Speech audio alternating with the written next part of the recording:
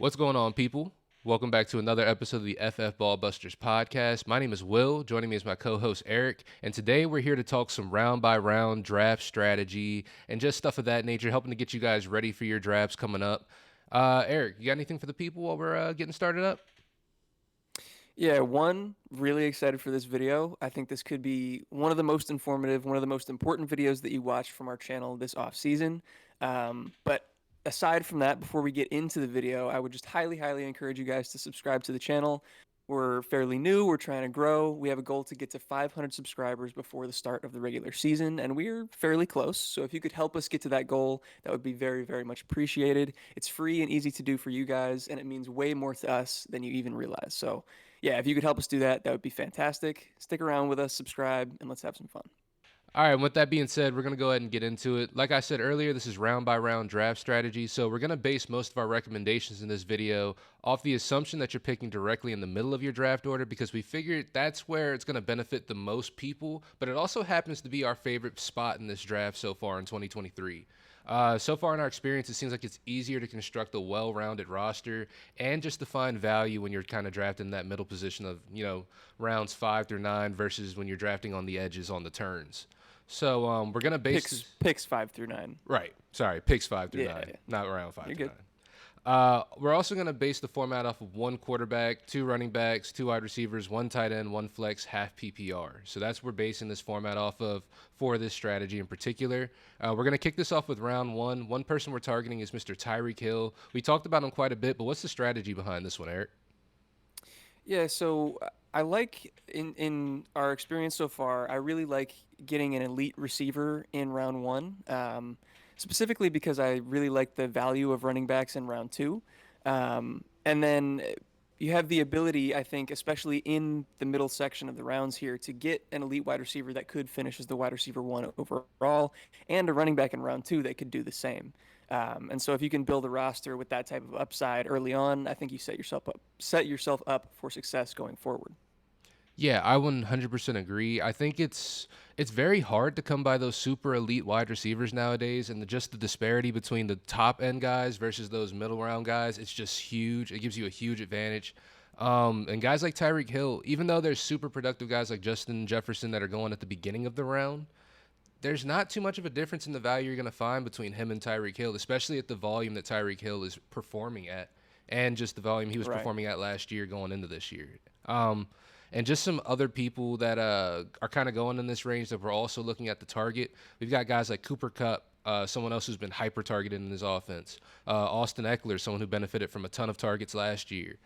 Travis Kelsey, the tight end one for the last 6 to 7 years. Bijan Robinson, the new guy who's coming onto the block, who's going to get a lot of volume in one of the run heaviest offenses in the league. And Stephon Diggs, another wide receiver, and a high powered offense that is hyper targeted by his quarterback as well.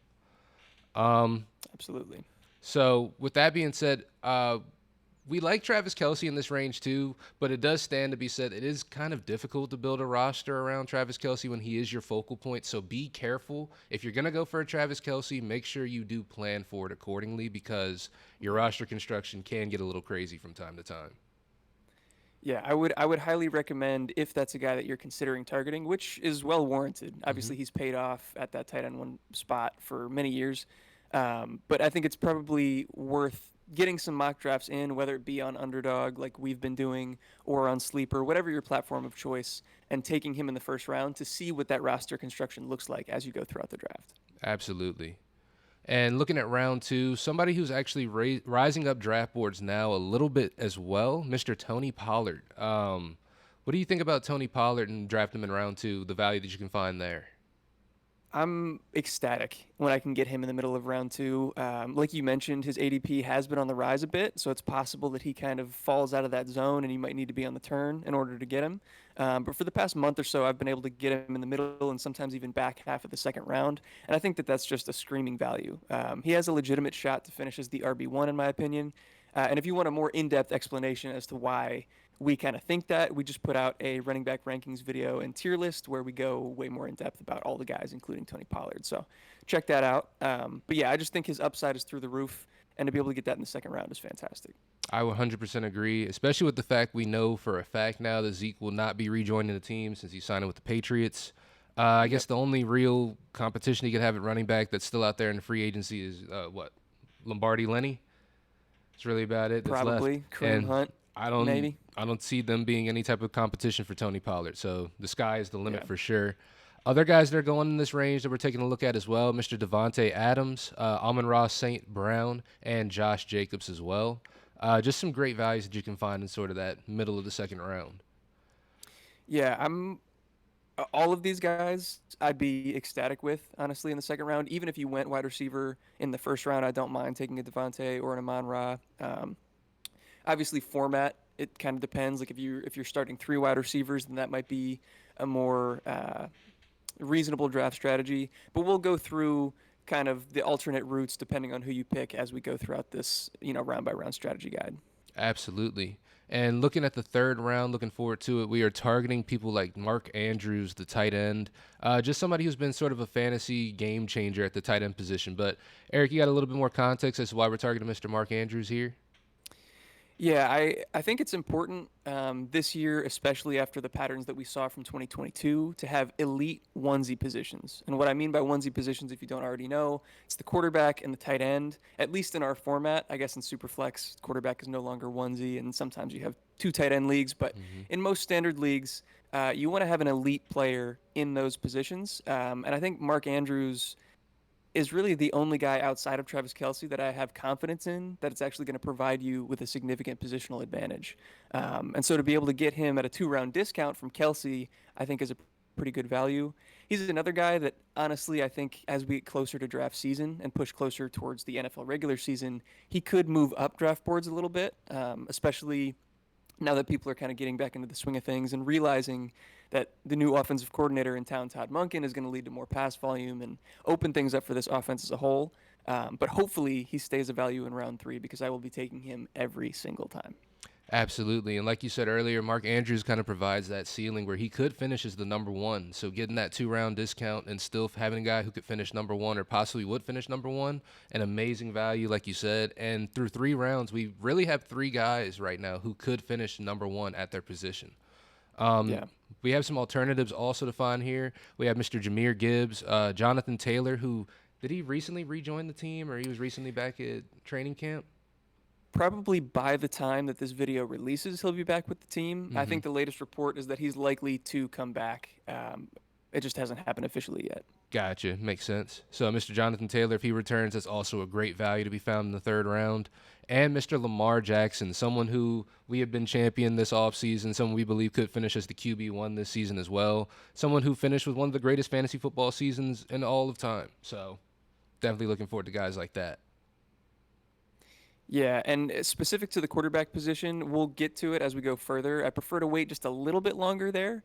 But I do think Lamar is the last of that top tier of quarterbacks, or the cheapest of the top tier of quarterbacks that I Hmm. could see finishing as the quarterback one overall. Typically, you can wait until really like the end of the third round, sometimes even the beginning of the fourth round to get him. So just some context there as far as the quarterback, if you want to use that as an option. Absolutely agree. And then taking a look at round four, we're targeting guys like Calvin Ridley, who we've been pretty high on this offseason. I feel like a lot of people are starting to get more wise to Calvin Ridley. But just strategy wise, Eric, what do you got for the people on this one?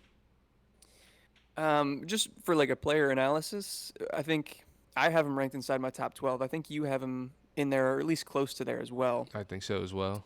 Um, but either way, we're both really high on him. And to get him as a wide receiver 2 in the fourth round, I feel like that's amazing value. Um, as far as strategy, like the only drawback to taking Ridley here is that it probably means that the RB2 slot for our team is going to be our biggest weakness. But I don't mind that very much because, one, I just mentioned we have the elite onesie positions and we're fairly balanced in our other spots. And I do think that there are some value pockets at the running back position as we go a little bit further in the draft where you can try to fill out that RB2 spot. Absolutely, especially if you're active on the waiver wire early on in the season. Yeah. Picking up guys, there's always somebody on the waiver wire every year that's going to perform. So just be active on waivers and know that you're going to have that weakness on your team if you're drafting this way. So plan accordingly Right. for it.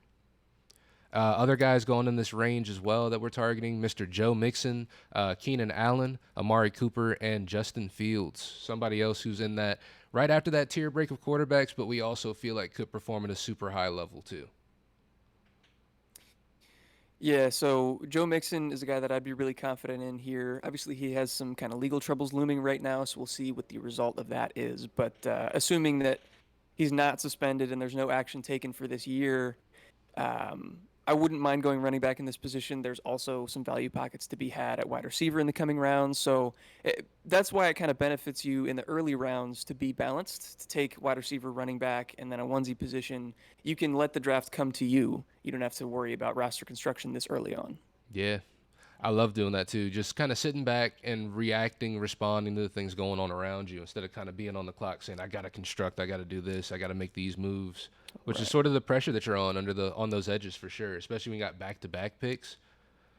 But taking a look at the Yeah. next round for round 5, we're actually going to target a quarterback in this round, Mr. Justin Herbert, someone who's kind of filled out a lot of our tiers, I guess, sort of in that second tier for guys that we feel like could finish in that top range, but still are pretty cheap in cost. Yeah. Yeah, absolutely. Totally mirror that. He's probably the last guy of this group of quarterbacks that could finish in the top 3, maybe even one overall. I don't mind waiting a little bit later and grabbing a quarterback later in the draft. But if the trend holds from last year, it might start to become necessary to have an elite quarterback in order to win a championship. We've seen kind of the late round quarterback strategy start to die. We'll see if that was just a 1 year thing or if that starts to create a new trend. Hmm. But again, the elite onesie positions I think will definitely help you in a push towards your fantasy championship.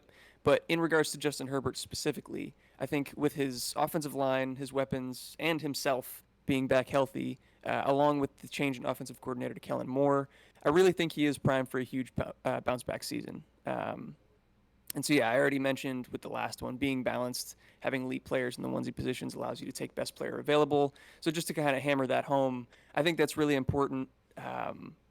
Because that's like the biggest thing, the biggest Hmm. tilter in drafts is when you pigeonhole yourself into having to go by one strategy and then you get sniped by other players. You want to allow yourself to be water. You want to allow yourself to have the flexibility to go where you need to go. Yeah, you want to be open, have some options. And like you said, at this point now, you can kind of you have the foundation for your team. So you can kind of just take either the best players available or the people that you do want on your team. So Right. I like this a lot. And other people we're targeting in this range as well: Mr. Damian Pierce. We got Miles Sanders, Drake London, and George Kittle. George Kittle, someone else that we feel like, Mr. King of the Splash Week, uh, Yeah. King of the Boom Week, someone who could finish in that top range of tight ends as well, especially going in round 5 too. That's a great value as well. Yeah, and we'll talk about him in relation to another tight end coming up potentially in round 6 that I think is moving up in ADP. I typically prefer to target that guy, but because he's rising, I think George Kittle in the fifth becomes a better value as well. Absolutely. And speaking of the 6th round, we're already right there. We're targeting guys like James Conner of the Arizona Cardinals.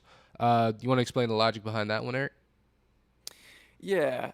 So in specific to James Conner, like I think with roster construction in mind, with the players that we've already drafted for this hypothetical team, the running back 2 spot is our weakness. So I want to try to fill that, and I Hmm. think Connor is an undervalued player in drafts right now. He was the RB11 in points per game last year on a team that honestly wasn't much better than it is now. This is probably going to be the worst team in football, but they weren't too much better than that last year. And if you're worried specifically about how long it's going to take Kyler to come back in regards to Connor's production, he actually performed better with Colt McCoy under center last year. Um, so really, I think obviously this isn't an efficiency play. It's not going to be sexy. Probably not going to want to watch the games, but he's just going to volume his way to a successful fantasy finish, no matter who's at quarterback for him. Yeah, and we've learned in past years, volume, even though volume isn't always the greatest indicator, it is still an indicator that a person is getting the ball and they will be scoring points. And that's something that you can guarantee James Conner's going to do on this team, whether, they're healthy or not, because they've proven it in the past. Yeah. And we also have a note here that, Mike Williams is also available in this round. And since we have Justin Herbert, you could also consider that stack with Herbert as well. You don't really want to force it. And with roster construction in mind, like Eric said, we were missing an RB2 as well. So it makes sense to go with James Conner in this situation. But you could also go with somebody like a Mike Williams. Alternates also in this round that we're targeting, Mr. Darren Waller, someone that Eric was alluding to in the last round. Dallas Goedert, Trevor Lawrence, and Brandon Ayuk. Yeah, all guys that I like. If you miss out on Justin Herbert, I like Trevor Lawrence in the sixth. I don't think that he has quite the same upside, but I do expect him to take a jump in play from where he was at last year. Darren Waller, like you mentioned, his rise in ADP has gotten pretty strong, Mm-hmm. and I think he could rise into the fifth round as we get closer to the season. So his value might be running out. He's a guy that we've been able to get in the sixth and even seventh round sometimes so far, through the past month or so. But I think that is changing as all of the training camp reports have been so positive. But if he is still there, I would highly recommend snagging a tight end if you don't already have one. Absolutely. And I don't really have too much else in the way of people to throw the ball to out there in New York. Yeah. Taking yeah, it is. Taking a look at round 7, someone we're targeting in this round is David Montgomery of the Detroit Lions. Yeah, Yeah, so so yeah, in in regards to, like I said, our current roster construction, we like James Conner. I think on a per game basis, he's going to produce really well, hmm but he's not the safest bet to play a whole season without injury. And so I'd like to have kind of a safety blanket behind him at what's already our weakest position. Obviously, we talked about Jameer Gibbs as kind of an alternate pick early in round three, or earlier in round three. He goes, I guess, kind of towards the end of round three. But I'm high on him, but I think that two backs can have fantasy relevance in this Detroit offense. I think Demont is going to get plenty of work in between the 20s and probably most of the goal line rushing opportunities as well. And if we look back to last season, the Lions were the fifth highest scoring offense in the NFL, and I think they've probably improved from last year. Their weapons group as well as their offensive line have both taken a step up. And so if Jamal Williams has proved anything, it's that a touchdown dependent running back like Demont can be really, really good for fantasy in this offense. yeah. And honestly, in my opinion, I think David Montgomery is kind of a better all-around running back than Jamal Williams is at this point right now. Yeah, I would agree. So I think the value that you find right there, I think it's really good, especially like you said in this offense that should be scoring a lot of points. Other people we're targeting in this range as well, Mr. Deontay Johnson, someone who was targeted on 50% of the routes that he ran. Yeah. Marquise Brown and Javante Williams of the Denver Broncos. Yeah, for context, 50% of the routes that he ran in that preseason game in hmm week one that everybody was hyping George Pickens kind of went under the radar how well he performed as well. He's a guy that I really like targeting, especially in round 7 if he makes it that long. At this point, we gathered ADP from a bunch of different sources to try to give you, the closest that we can get to a consensus ADP. But it's tough once you get to round 6, round 7, and further than that to really find anything accurate. On Underdog, I've seen Deontay go as high as the 5th. On ESPN, I've seen him last until the 8th. All sorts of different stuff. But if he is in there, he's a target if your running back position is stronger than what we have so far on this team. Yeah, absolutely agree right there. Looking at round 8, someone we are targeting in this range is Mr. Brandon Cooks. And from this point, like Eric kind of said, it's kind of tough dealing with ADP at this point. So you kind of just want to take who you feel like is the best player available at this point. And with Brandon Cooks landing with the Dallas Cowboys, I think it's a good bet. But what do you think about it, Eric? I fully agree. Brandon Cooks still has a lot left in the tank. I mentioned it when we were talking about wide receivers, that I checked Matt Harmon's reception perception to see if, what people are kind of saying about him since he is getting into his age 30 season. Like, is he falling off? And that's not really the case. He had one of his better individual performances as a receiver last year in terms of his ability to separate versus all different coverages, man, zone, press. He was doing it at one of the highest rates of his career. So I do think he has a lot left to give. And although he won't be the wide receiver 1 anymore, I think the vast improvement in team offense from Houston to Dallas is going to be more than making up for the difference in fantasy points. Yeah, you guys heard it here first. Dallas is better than Houston at football. Some Yeah. alternates we're looking at in this range as well. Mr. Brian Robinson of the Commanders, Jamal Williams from New Orleans, and David Njoku. Jamal Williams is a more interesting one. I've seen people really pounding the drum for him lately since the Kendre Miller injury, and then, of course, not Kareem Hunt. Alvin Alvin Kamara. Kamara. Yeah, Alvin Kamara getting suspended for 3 games. Yeah, I think especially the Kendre Miller news really gives me more confidence in Jamal Williams. I think Kendre, he's the younger, probably more talented back at this point, but he had dealt with a knee injury that kept him out of the beginning portion of training camp, and now he's dealing with another knee sprain. I don't know if it's the same knee. If it is, that would probably be even more concerning. But regardless, he's being held out for even more time. And so I don't think he's going to be able to build up that rapport and trust with the coaching staff to give him uh, a lot of opportunity early on in the season. Jamal Williams clearly already has that trust. He's going to be, I guess, the everything back for the first 3 weeks until Kamara comes back, and probably retain a lot of the goal line work even once he does. Yeah, so it's going to be interesting. Might have to fire up Jamal Williams. Might be Jamal Williams season to start out for sure. Um, Yeah. Taking a look at round 9, we're targeting guys like Mr. Khalil Herbert, someone who recently has kind of emerged as the RB1 out there in Chicago. But what do you think about this one, Eric? So recently has been confirmed as the RB1. I think it's been Ooh, reported throughout training camp and stuff like that he has been running with the ones and he's been the majority shareholder of that position. But yeah, we got confirmation coming into this week 1 preseason game where he was really the only running back running with the ones. So that was really confidence inspiring in this pick for me. And although the Bears might not run quite as much as they did last year because they were, I think, the second run heaviest team in the league behind the Falcons, they're still going to be pretty run heavy. And it's not hard to be efficient when sharing the backfield with maybe the most dangerous rushing quarterback in the game in Justin Fields. And Khalil Herbert, even without that, has shown to be very efficient so far throughout his career. But that, along with some improvements to the offensive line, I think could make Khalil Herbert an even better value in fantasy drafts. and especially to be drafting him in round 9, someone who's the starting running back for his team and a team that does run the ball Yeah. a lot. There's a lot of value to be found in that. And Khalil Herbert has been one of the most efficient running backs in the NFL since he's entered the NFL. So it's definitely going Yeah. to be exciting to see him perform. Other guys we're targeting in this range as well. We got Michael Thomas, Quentin Johnston, Rashad Penny, and Samaje Perine. 4 names I'm actually a pretty big fan of in this range, especially for the potential value you could get off of them. Yeah, people might scoff at Michael Thomas, and honestly, I understand. If you've been burned by him before, if you've drafted him in recent years, obviously it's been a rough road.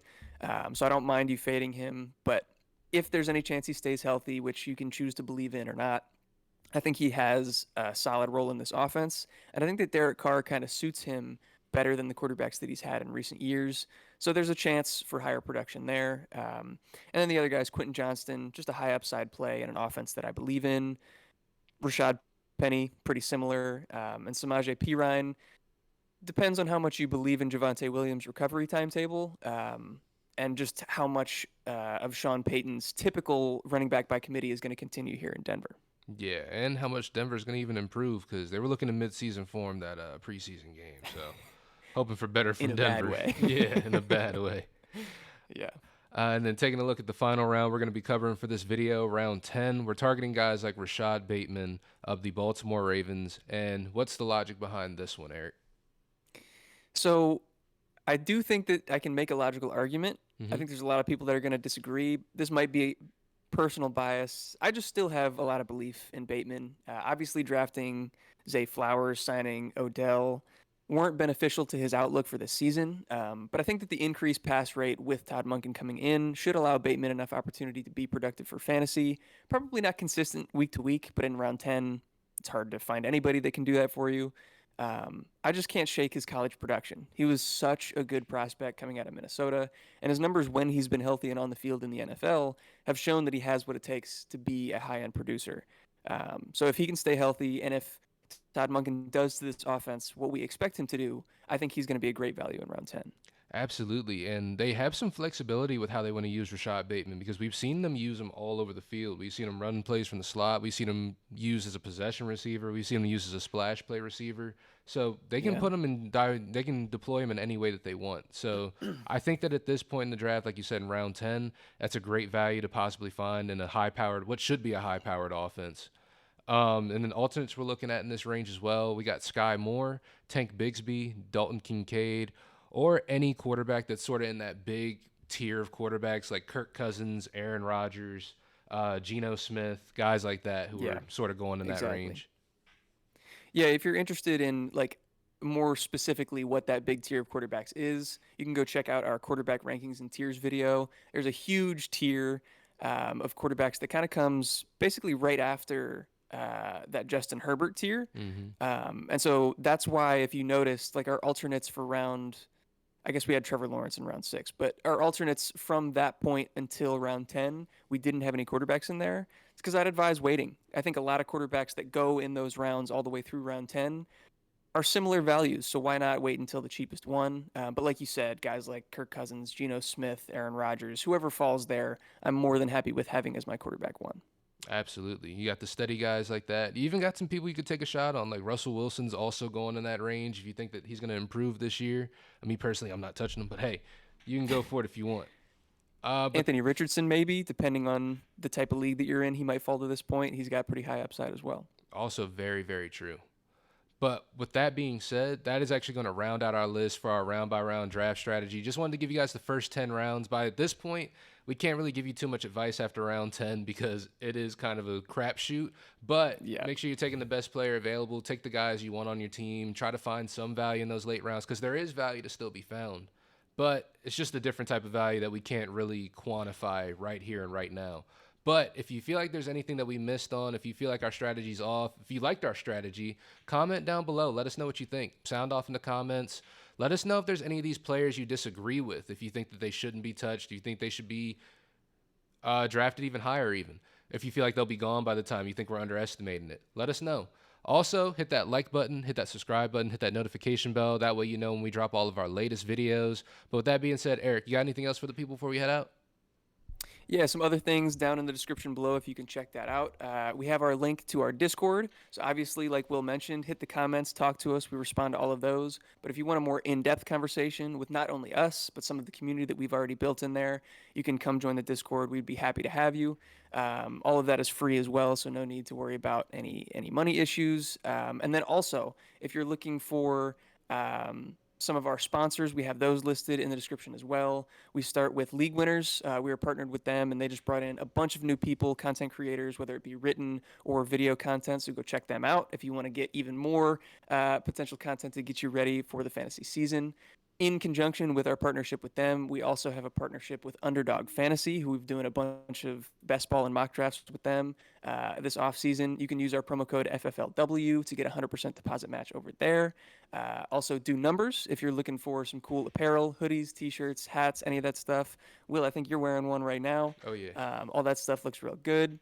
So you can get 15% off using our promo code, also listed below. And lastly, Dynasty Owner. Really cool and unique Dynasty experience over there. Will and I have both been on the site. We have a draft coming up that we're pretty excited for. So yeah, if you're interested in just a little different way to play Dynasty, it's a really cool site. And there's also a promo code listed in the description below. But yeah, that's all I got. So if you guys stuck with us all the way till the end, as always, we love you, and we will catch you in the next one. Peace. Peace.